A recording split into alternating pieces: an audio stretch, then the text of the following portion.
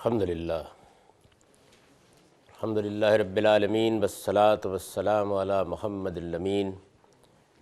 فاعوذ باللہ من الشیطان الرجیم بسم اللہ الرحمن الرحیم۔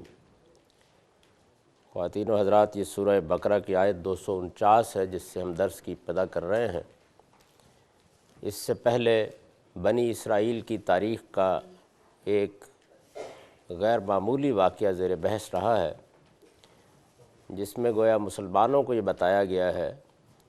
کہ ان سے پہلے بھی ایسے مواقع آ چکے ہیں جب انبیاء علیہم السلام کو اور ان کے ساتھیوں کو جنگ کرنا پڑی ہے،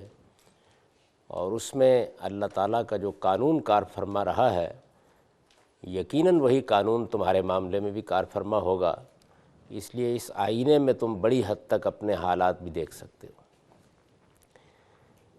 یہ میں اس سے پہلے عرض کر چکا ہوں کہ یہ واقعہ سموئیل نبی کے زمانے میں پیش آیا۔ یہ وہ پیغمبر ہیں جن کے زمانے میں بنی اسرائیل نے یہ خواہش ظاہر کی کہ ان کے ہاں چونکہ سیاسی استحکام نہیں رہا، ان کے بہت سے علاقے فلسطینیوں نے چھین لیے ہیں، ان کو پابرجا کرنے کے لیے اللہ تعالیٰ ان کے لیے ایک بادشاہ مقرر کرے۔ میں نے عرض کیا تھا کہ جب یہ درخواست کی گئی تو اللہ تعالیٰ نے اس معاملے میں ان کو سمجھایا اور یہ بتایا کہ بادشاہی کا نظام کوئی اچھا نظام نہیں ہے۔ تم اگر اپنے لیے بادشاہ کا مطالبہ کرتے ہو تو اس کے معنی یہ ہے کہ تم نے اللہ کی بادشاہی کو ماننے سے انکار کر دیا ہے۔ تمہارے اندر جو ایک جمہوری نظام قائم تھا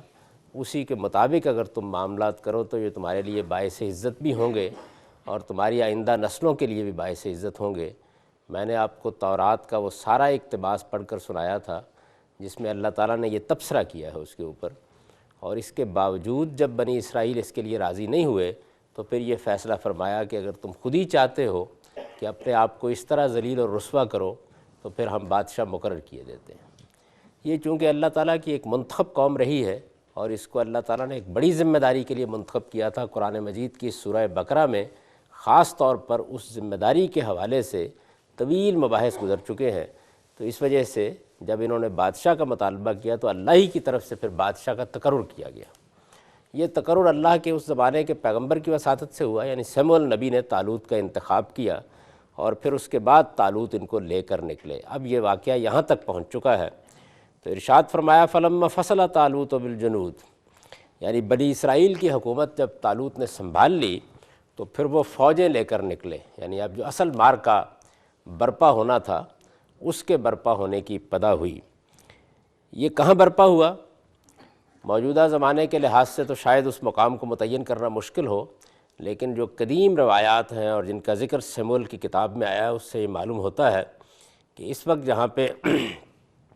خلیج عقبہ ملتی ہے اس کے قریب میں یہ وہ مقام ہے ایلا کا جہاں یہ معرکہ ہوا ہے۔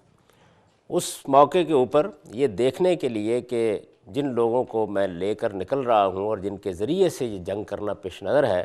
ان کی اپنی اخلاقی حالت کیا ہے، ان میں نظم و ضبط کتنا ہے، وہ کس حد تک احکام کی پابندی کرتے ہیں، کیونکہ جنگ اور لڑائی اور قتال کے معاملات ایسے ہوتے ہیں کہ ان میں ایک منظم گروہ، اطاعت حکم کرنے والا گروہ ہی کامیاب ہوتا ہے۔ تو چنانچہ انہوں نے ایک امتحان کیا، اس کا ذکر قرآن نے کیا ہے، قال ان اللہ مبتلیکم بالنہر فمن شرب منہ فلیس منی ومن لم یطمہ فانہ منی الا من اقترف غرفۃ بیدہ۔ تو انہوں نے اس موقع پر لوگوں کو یہ بتایا کہ اللہ نے یہ فیصلہ کیا ہے کہ وہ ایک ندی کے ذریعے سے تمہیں آزمائے گا۔ ظاہر ہے کہ جب لشکر جاتا ہے تو راستے میں ندی نالے پہاڑ سب آتے ہیں، تو کسی ندی پر یہ ان کا امتحان کیا گیا۔ اس کی صورت یہ ہوگی کہ جو اس کا پانی پیے گا وہ میرا ساتھی نہیں ہے، اور جس نے اس ندی سے کچھ نہیں چکھا وہ میرا ساتھی ہے۔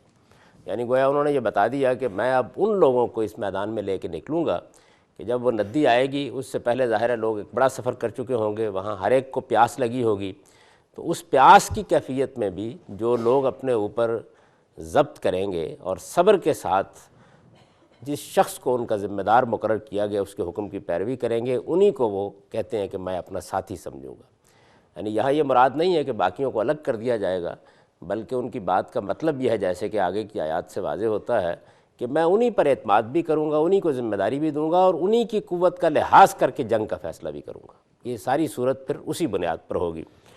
تو قرآن مجید یہ بتاتا ہے کہ جب یہ امتحان ان کے لیے برپا کیا گیا تو یہ ایک مشکل امتحان تھا۔ اس کی کچھ تفصیلات بائبل سے معلوم ہوتی ہیں کہ لوگ فی الواقع اس طرح کی کیفیت میں تھے کہ اس میں ضبط کرنا کوئی آسان کام نہیں تھا۔ بہرحال جب وہ ندی پر پہنچے تو قرآن مجید یہ کہتا ہے کہ فَشَرِبُوا مِنْهُ إِلَّا قَلِيلًا، یعنی ایسا نہیں ہوا کہ سارے کے سارے لوگ حکم کے پابند رہے ہوں، انہوں نے صبر سے کام لیا ہو، انہوں نے اپنے اوپر نظم و ضبط قائم رکھا ہو، ایسا نہیں ہو سکا۔ بڑی تعداد ایسی نکلی کہ جنہوں نے پانی پی لیا، یعنی جب وہ پیاس سے بیتاب ہوئے تو پھر حکم کی خلاف ورزی کر کے پانی پینے کے لیے آمادہ ہو گئے۔ ایک بڑی چھوٹی تعداد ایسی تھی الا قلیلا منہم جو اپنے وعدے پر قائم رہی۔ یہ صورتحال ہوئی۔ اس سے گویا قرآن مجید نے یہ بتایا ہے کہ جب بھی کبھی تم میدان جنگ میں اترو گے تو جو چیز سب سے زیادہ غیر معمولی کردار ادا کرے گی وہ نظم و ضبط ہے، یعنی کس حد تک تم ڈسپلن کے پابند رہتے ہو، جو قاعدہ ضابطہ بنا دیا گیا ہے اس کے مطابق عمل کرتے ہو۔ اس زمانے میں بھی عام حالات میں تو ظاہر ہے کہ یہ قوانین نہیں ہوتے، لیکن جب کوئی شخص فوج میں بھرتی ہوتا ہے یا میدان جنگ میں اترنے کے لیے اپنے آپ کو پیش کرتا ہے تو سب سے زیادہ اسی چیز کو دیکھا جاتا ہے، کیونکہ یہ معاملہ ایسا ہے کہ جس میں جان دینا ہوتی ہے، اقدامات کرنے ہوتے ہیں، اس میں آدمی کے معمولی اقدام کے بعض اوقات غیر معمولی نتائج نکل آتے ہیں، تو اس کو دیکھا جائے۔ چنانچہ یہ معلوم ہے کہ بدر میں تو مسلمان بہت نظم ضبط کے ساتھ لڑے اور اللہ تعالیٰ کی رحمت ہوئی، اور بہت معمولی تعداد میں بھی اور معمولی اسلحے میں بھی اللہ نے انہیں فتح عطا فرمائی۔ لیکن احد کے میدان میں جب مسلمانوں کے ایک گروہ سے غلطی ہوئی اور انہوں نے ڈسپلن کی خلاف ورزی کی تو اس کے نتائج نہ صرف یہ کہ پوری مسلمانوں کی اس وقت کی جمعیت کو بھگتنے پڑے، بلکہ خود رسالت مآب صلی اللہ علیہ وسلم کی اپنی زندگی بھی خطرے میں پڑ گئی۔ یہ صورتحال ہو گئی۔ تو اس وجہ سے یہ امتحانات بڑی اہمیت کے حامل ہیں، اور ان میں یہ بتانا مقصود ہے کہ اللہ تعالیٰ انہی لوگوں کو اپنی نصرت سے نوازتے ہیں اور انہی کی مدد کرتے ہیں کہ جو نظم و ضبط کے ساتھ اور اپنے ذمہ دار لوگوں کی اطاعت کرتے ہوئے میدان جنگ میں اترتے ہیں۔ جنگ کے میدان کے ضابطے اور قوانین میں اس نظم و ضبط کو میں نے جس طرح کہ عرض کیا غیر معمولی اہمیت حاصل ہے۔ تو ارشاد فرمایا کہ بڑے تھوڑے لوگ تھے کہ جنہوں نے اس کی پابندی کی اور انہوں نے پانی نہیں پیا۔ اس میں البتہ یہ بات کہہ دی گئی تھی کہ اگر کوئی شخص غیر معمولی طریقے پر یہ محسوس کرے کہ وہ اپنے اوپر ضبط نہیں کر سکتا تو ہاتھ کے چلو سے پانی بھر کر ایک آدھ گھونٹ لے سکتا ہے، بس اس کی اجازت دی گئی تھی۔ اس کو قرآن مجید نے یہاں بیان بھی کر دیا ہے کہ الا من اقترف غرفۃ بیدہ فشربوا منہ الا قلیلا۔ تو اب ظاہر ہے کہ اس میں کچھ لوگوں نے اس چلو کو 2 چلو بنایا ہوگا، کچھ نے کچھ زیادہ پی لیا ہوگا۔ یہ جو ایک رعایت دی گئی تھی اس سے فائدہ اٹھانے میں مختلف لوگوں کے رویے مختلف رہے، اس پر ایک جامع تبصرہ قرآن نے یہ کیا ہے کہ فشربوا منہ الا قلیلا منہ فلما جاوزہ هو والذین آمنوا معه قالوا لا طاقت لنا اليوم بجالوت وجنودہ۔ اب اس کے بعد دوسرے پہلو کو نمایاں کیا کہ یہ معاملہ تو نظم و ضبط کا تھا۔ ظاہر ہے کہ جب کوئی قوم اس طریقے سے اپنے دشمن کا مقابلہ کرنے کے لیے نکلتی ہے تو پہلی چیز یہی دیکھنے کی ہے، یہ دیکھی گئی، اور اس میں کوئی بہت زیادہ اچھے کردار کا مظاہرہ ان لوگوں نے نہیں کیا، تاہم ایک جمعیت ایسی رہی کہ جس نے حکم کی پابندی بھی کی اور جو نظم و ضبط پر قائم بھی رہی۔ پھر جب انہوں نے دیکھا کہ سامنے اب جالوت کا لشکر ہے، فلسطینیوں کا سپہ سالار اس زمانے میں جالوت تھا، اس کا نام ذرا مختلف تلفظ کے ساتھ بائبل میں آتا ہے، قرآن مجید نے اس کو جالوت میں تبدیل کر دیا ہے۔ زبانوں میں اس طرح کے تغیرات اور تبدیلیاں عام طور پر ہوتی رہتی ہیں۔ تو یہ صاحب ہیں کہ جن کا لشکر سامنے لشکر جرار کھڑا تھا، جیسے ہی ان لوگوں نے دیکھا، یعنی یہ لوگ جب طالوت کے ساتھ ندی کے پار اترے، اور اس میں وہ بھی تھے کہ جو ان کے ساتھی تھے اور ایمان پر قائم رہے، وہ بھی تھے جنہوں نے کوتاہی کی، وہ بھی تھے جنہوں نے چلو بھر پانی پہ اکتفا کی، وہ بھی تھے کہ جنہوں نے اس موقع کے اوپر احکام کی خلاف ورزی کی۔ تو ان سب لوگوں کو لے کر جب وہ نکلے اور انہوں نے سامنے دیکھا کہ جالوت کا لشکر جرار کھڑا ہے، تو پھر جو لوگ آزمائش پر پورے نہیں اترے تھے وہ فوراً پکار اٹھے کہ ہم تو آج جالوت اور اس کے لشکروں کا مقابلہ نہیں کر سکتے۔ یعنی ایمان والے تو اپنے ایمان پر قائم رہے، عزم پر قائم رہے، ارادے پر قائم رہے، لیکن پھر اس کے بعد یہ ہوا۔ اس سے گویا قرآن مجید نے دونوں چیزوں کو ملا کر یہ بتا دیا کہ وہ لوگ جو اس موقع پر صبر نہیں کر سکے، نظم و ضبط کا مظاہرہ نہیں کر سکے، حکم کی پابندی نہیں کر سکے، ان کے اندر وہ طاقت، وہ ہمت اور وہ حوصلہ بھی پیدا نہیں ہو سکا کہ وہ دشمن کے لشکر کو دیکھ کر اس سے لڑنے کے لیے آمادہ ہوتے، بلکہ انہوں نے فوراً بزدلی کا مظاہرہ کیا اور یہ کہا کہ ہمارے اندر اتنی طاقت نہیں ہے کہ ایسے لشکر جرار کا ہم مقابلہ کر سکیں۔ قال الذین یظنون انہم ملاقو اللہ، لیکن ظاہر ہے کہ اس کے ساتھ وہ لوگ بھی تھے کہ جن کا ایمان پختہ تھا، جنہوں نے اس موقع پر بھی نظم کی پابندی کی تھی، اور جو ان کو امتحان سے گزرنا پڑا تھا اس میں بھی قائم رہے تھے۔ تو انہوں نے فوراً ان لوگوں سے یہ کہا کہ کم من فئۃ قلیلۃ غلبت فئۃ کثیرۃ باذن اللہ واللہ مع الصابرین، کہ حوصلہ کرو، اس لیے کہ بہت جگہ ایسا ہوا ہے کہ اللہ کے حکم سے چھوٹے گروہ بڑے گروہوں پر غالب آئے ہیں، اور اللہ تو ثابت قدم رہنے والوں کے ساتھ ہوتا ہے، واللہ مع الصابرین۔ گویا یوں سمجھ لیجئے کہ جن کو اللہ نے نظم و ضبط کی پابندی کی توفیق دی تھی، ان کو اللہ نے نہ صرف یہ کہ حوصلہ دیا کہ وہ خود میدان میں رہیں اور پابرجا رہیں، بلکہ حوصلہ چھوڑنے والوں کو بھی انہوں نے توجہ دلائی کہ تم فکر نہ کرو، اگر اللہ نے اس میدان میں تمہیں اتارا ہے اور تمہارے لیے ایک امیر کا انتخاب کیا ہے اور پیغمبر کی دعائیں تمہارے ساتھ ہیں، اور تم اس میدان میں حق کی بنیاد پر اترے ہو اور تم ظلم کے خلاف لڑنے کے لیے آئے ہو، تو پھر اس کی فکر نہ کرو۔ ایسا ہوا ہے بارہا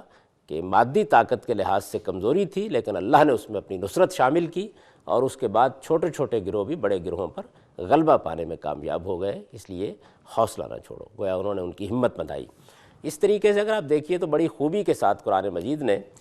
ان تمام پہلوؤں کو واضح کر دیا ہے کہ جو اس موقع پر واضح کرنا پیش نظر تھا۔ یعنی یہ بھی بتا دیا ہے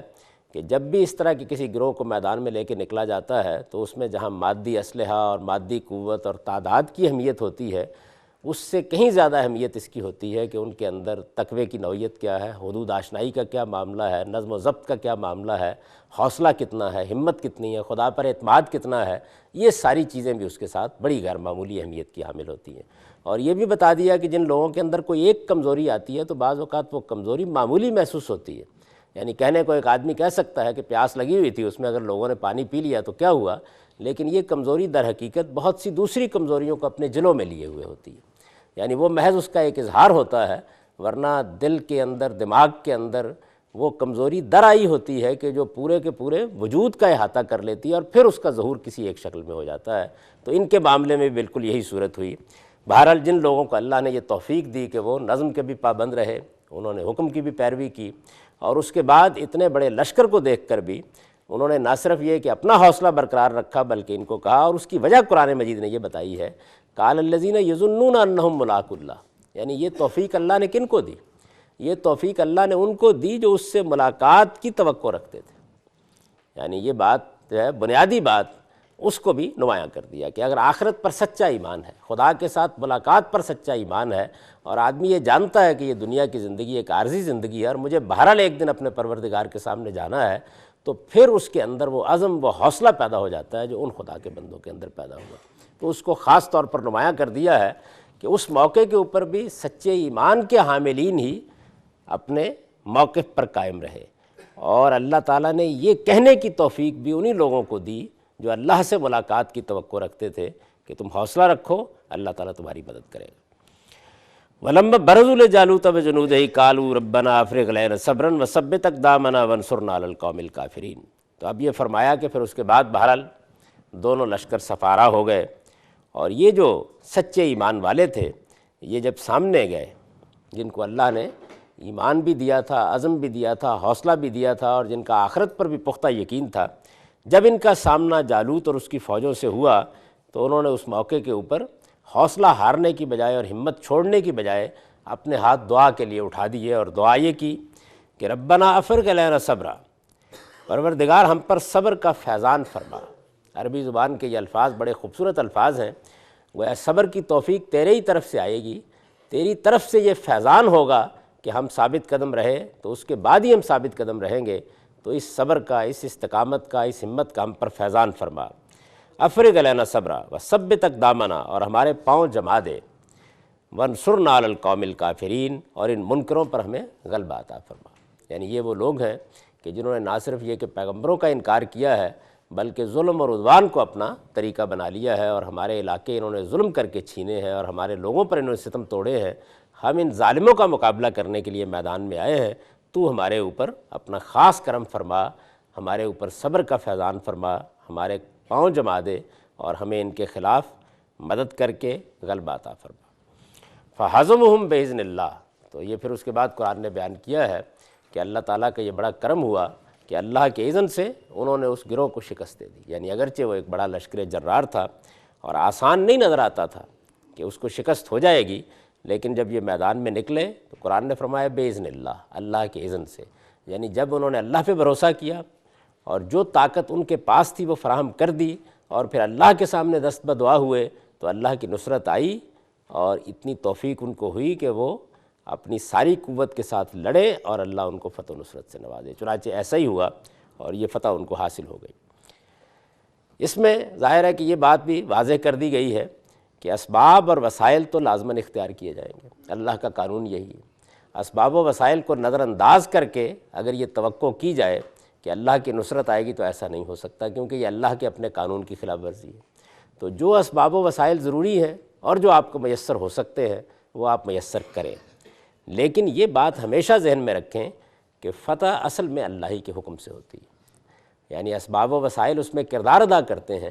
لیکن اللہ کا اذن، اللہ کا حکم ہے کہ جو یہ نتائج نکالتا ہے، اور یہ اللہ کا اذن اور اللہ کا حکم ان لوگوں کو حاصل ہوتا ہے جو ایک طرف اس کے قانون کی پابندی کرتے ہیں، یعنی جو اس نے اسباب جمع کرنے، وسائل کو اختیار کرنے کا قانون بنایا ہے اس کی خلاف ورزی نہیں کرتے۔ سیدنا مسیح علیہ السلام نے ایسے ہی ایک موقع پر بڑے بلیغ انداز میں توجہ دلائی تھی۔ بائبل میں یہ واقعہ بیان ہوا ہے کہ جب ایک موقع پر شیطان نے انہیں بہکانا چاہا اور ان سے یہ کہا کہ تم تو خدا کے بڑے چہیتے ہو اور تمہارا بڑا ایمان ہے، تو ذرا یہ سامنے کے پہاڑ پر جاؤ اور اپنے آپ کو گرا دو، تمہارا پروردگار چاہے گا تو تم کو بچا لے گا۔ تو انہوں نے کہا کہ اے مردود تم دور ہٹ جاؤ، خدا کا کام ہے کہ وہ مجھے آزمائے، میرا کام نہیں کہ میں خدا کو آزماؤں۔ تو یہی چیز جو ہے یہ اصل میں اسباب اور وسائل کے بارے میں بھی اختیار کرنی چاہیے، یعنی جو آدمی اللہ کے اس قانون کی خلاف ورزی کرتا ہے یا جو قوم اللہ کے اس قانون کی خلاف ورزی کرتی ہے کہ اس کو جو اسباب اور وسائل پیدا کرنے ہیں وہ پیدا نہیں کرتی، وہ گویا خدا کو آزمانے نکل کھڑی ہوتی ہے۔ تو یہ طریقہ ٹھیک نہیں ہے، اللہ کے قانون کے مطابق اسباب میسر کیے جائیں گے، جو ضروری چیزیں ہیں وہ فراہم کی جائیں گی، پھر آدمی میدان میں اترے گا، اور جب میدان میں اترے گا تو کمی جو رہ گئی ہے اس کو اللہ تعالیٰ پورا کر دیں گے، یعنی اللہ کا قانون یہ ہے، اور فتح بہرحال ان کے حکم سے ہوتی ہے، ان کے اذن سے ہوتی ہے۔ دونوں باتوں کو اس میں واضح کر دیا ہے۔ اگر آپ اس مختصر سے واقعے کے اوپر غور کریں اور یہ دیکھیں کہ اس میں ایک ترتیب کے ساتھ کیا چیزیں بیان کی گئی ہیں، یعنی اس میں یہ بتایا گیا ہے کہ اگر کوئی گروہ کسی موقع کے اوپر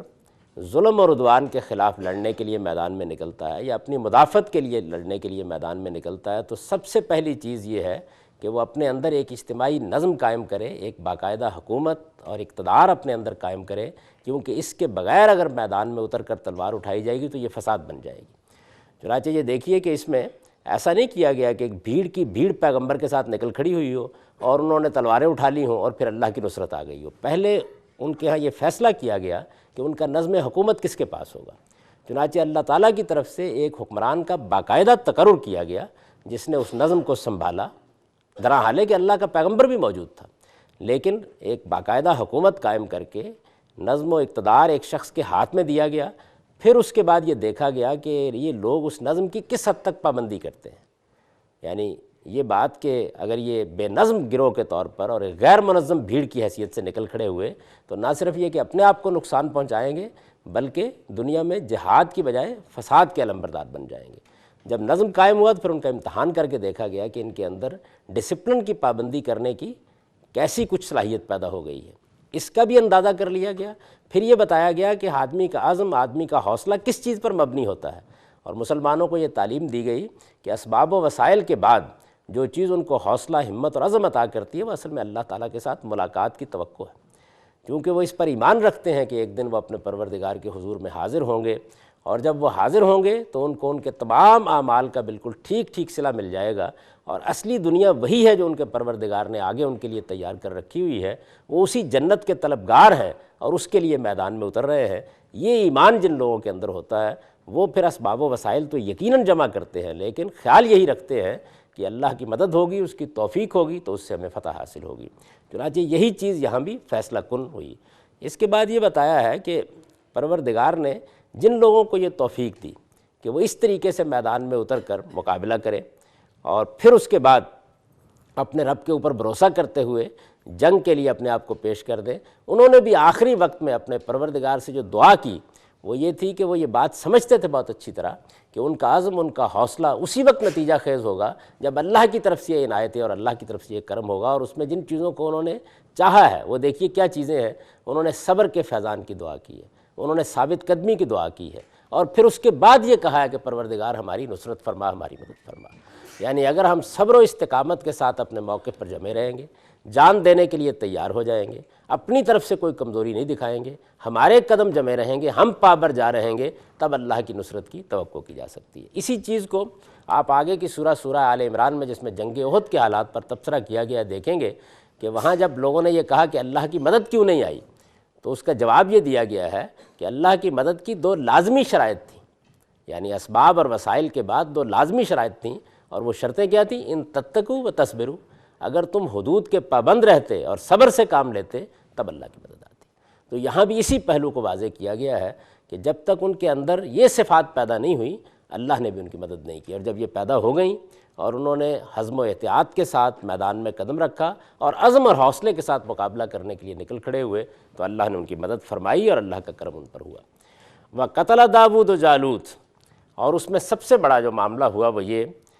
کہ جالوت کو داؤد نے قتل کر دیا۔ یہ بڑا دلچسپ واقعہ ہے، اور بائبل میں اس کی بڑی تفصیلات بیان ہوئی ہیں۔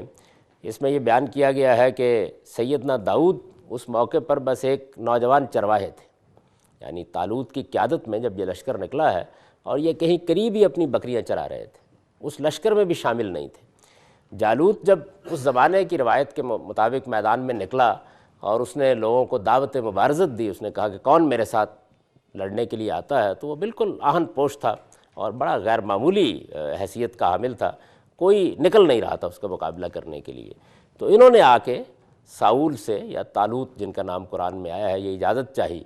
تو انہوں نے کہا کہ تم ایک لڑکے ہو، تم کیا کرو گے؟ تو انہوں نے کہا کہ میں اپنے گوپن سے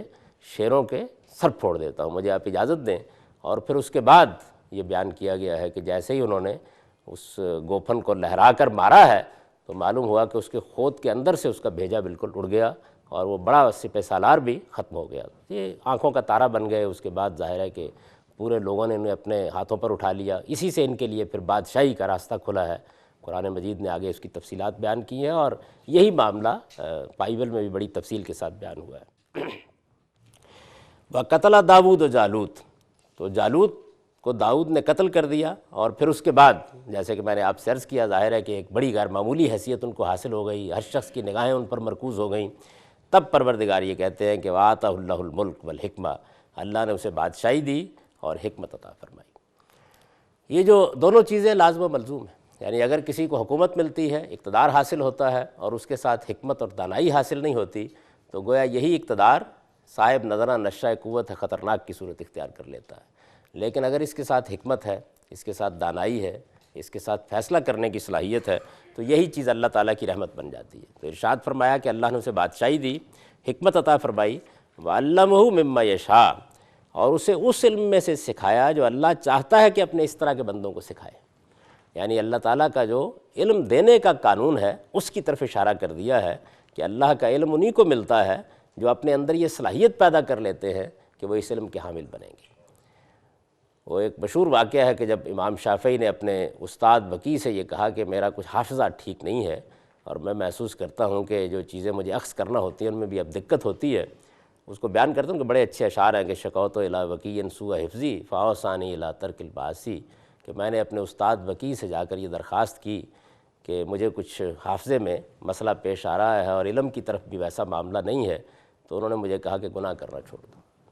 فَإِنَّ الْعِلْمَ نُورُ اللَّهِ تَعَالَىٰ وَنُورُ اللَّهِ لَا يُعْطَىٰ لِعَاصٍ، اس لیے کہ علم اللہ کا نور ہے اور یہ گناہ گاروں کو نہیں دیا جاتا۔ تو اس سے معلوم ہوا کہ اللہ تعالیٰ کی طرف جو علم کا فیضان ہوتا ہے اس کے بھی شرائط و حدود ہیں۔ اگر آدمی کے اندر تقویٰ ہے، خدا ترسی ہے، حدود کی پابندی ہے، اللہ کے ساتھ سچا تعلق ہے، تو یہ چیز افزونی علم کا بھی باعث بنتی ہے۔ تو یہاں بھی یہی بتایا کہ جو اللہ کے اس طرح کے بندے ہوتے ہیں جو اس شرائط کو پورا کرتے ہیں، انہیں جو علم اللہ تعالیٰ دیا کرتے ہیں وہ علم ان کو اللہ تعالیٰ نے عطا فرمایا۔ وَلَوْلَا دَفْعُ اللَّهِ النَّاسَ بَعْضُهُم بِبَعْضٍ لَفَسَدَتِ الْأَرْضُ وَلَٰكِنَّ اللَّهَ ذُو فَضْلٍ عَلَى الْعَالَمِينَ، اور فرمایا کہ یہ جو جنگ ہوئی اور اس طرح کا معاملہ ہوا تو اس پر کوئی تعجب تم کو نہیں ہونا چاہیے۔ حقیقت یہ ہے کہ اگر اللہ تعالیٰ اس طریقے سے ایک دوسرے کے ظلم سے دوسرے کو نجات نہ دلاتا رہے تو زمین فساد سے بھر جائے۔ یعنی انسان کا معاملہ ہی ایسا ہے کہ اس میں یہ توقع نہیں کی جا سکتی کہ اگر لوگوں کو اقتدار حاصل ہو جائے گا، قوت حاصل ہو جائے گی، وہ دنیا میں کوئی بڑی پاور بن جائیں گے، تو اس کے بعد وہ خود بخود اخلاقی حدود کے پابند ہو جائیں گے۔ اللہ اسی طریقے سے ایک دوسرے کی قوت کے ذریعے سے ان کے معاملات کو کنٹرول کرتے رہتے ہیں۔ یہ چونکہ ایک بڑا اہم معاملہ ہے، اور اس میں جو آیت میں قانون بیان کیا گیا ہے، یہ چاہتا ہے کہ اس کے اوپر ذرا تفصیل کے ساتھ گفتگو کی جائے، تو ہم انشاءاللہ اگلے درس میں اس کو موضوع بنائیں گے۔ اب آپ سادہ ترجمہ اس کا سن لیجیے آیات کا۔ بنی اسرائیل کی حکومت سنبھالنے کے بعد پھر جب طالوت فوجیں لے کر نکلے تو انہوں نے لوگوں کو بتایا کہ اللہ نے فیصلہ کیا ہے کہ وہ ایک ندی کے ذریعے سے تمہیں آزمائے گا۔ اس کی صورت یہ ہوگی کہ جو اس کا پانی پیے گا وہ میرا ساتھی نہیں ہے، اور جس نے اس ندی سے کچھ نہیں چکھا وہ میرا ساتھی ہے۔ ہاں، مگر اپنے ہاتھ سے ایک چلو کوئی پی لے تو پی لے۔ لیکن ہوا یہ کہ ان میں سے تھوڑے لوگوں کے سوا باقی سب نے اس ندی کا پانی پی لیا۔ پھر جب طالوت اس کے پار اترے اور ان کے وہ ساتھی بھی جو اپنے ایمان پر قائم رہے اور فوجیں دیکھیں، تو جو لوگ آزمائش میں پورے نہیں اترے تھے انہوں نے کہہ دیا کہ ہم تو آج جالوت اور اس کے لشکروں کا مقابلہ نہیں کر سکتے۔ اس پر وہ لوگ جنہیں اللہ سے ملنے کا خیال تھا بول اٹھے کہ حوصلہ کرو، اس لیے کہ بہت جگہ ایسا ہوا ہے کہ اللہ کے حکم سے چھوٹے گروہ بڑے گروہوں پر غالب آئے ہیں، اور اللہ تو ثابت قدم رہنے والوں کے ساتھ ہوتا ہے۔ اور یہی سچے مسلمان تھے کہ جب جالوت اور اس کی فوجوں کا سامنا ہوا تو انہوں نے دعا کی کہ پروردگار ہم پر صبر کا فیضان فرما اور ہمارے پاؤں جما دے اور ان منکروں پر ہمیں غلبہ عطا کر دے۔ چنانچہ ان کی دعا قبول ہوئی اور اللہ کے حکم سے انہوں نے اپنے ان دشمنوں کو شکست دے دی، اور جالوت کو داؤد نے قتل کر دیا، اور اللہ نے اسے بادشاہی دی اور حکمت عطا فرمائی، اور اسے اس علم میں سے سکھایا جو اللہ چاہتا ہے کہ اپنے اس طرح کے بندوں کو سکھائے۔ اور حقیقت یہ ہے کہ اگر اللہ ایک کو دوسرے سے نہ ہٹاتا تو زمین فساد سے بھر جاتی، لیکن اس نے اسی طرح ہٹایا ہے، اس لیے کہ اللہ دنیا والوں پر بڑی عنایت فرمانے والا ہے۔